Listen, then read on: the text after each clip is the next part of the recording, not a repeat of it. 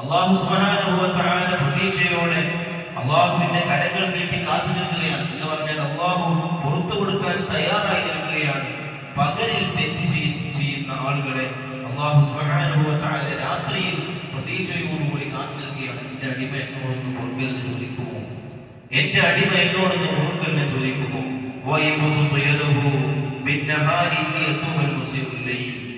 രാത്രി തെറ്റ് ചെയ്യുന്ന മനുഷ്യനെ തൗബ ചോദിക്കാൻ അല്ലാഹു പകലിൽ കാത്തു നിൽക്കും. ഏതുവരെ? പടിഞ്ഞാറ് സൂര്യോദിക്കുന്നത് ലോകാവസാനത്തിന്റെ സമയം വരെ അല്ലാഹു ഇങ്ങനെയാണ്. പകലിൽ തെറ്റ് ചെയ്യുന്ന മനുഷ്യന്മാർക്ക് വേണ്ടിയിട്ട് രാത്രിയിൽ അല്ലാഹു കാത്തു നിൽക്കും. രാത്രിയിൽ തെറ്റ് ചെയ്യുന്ന മനുഷ്യന്മാർക്ക് പകലിൽ അല്ലാഹു സുബ്ഹാനഹു വ തആല കാത്തു നിൽക്കും.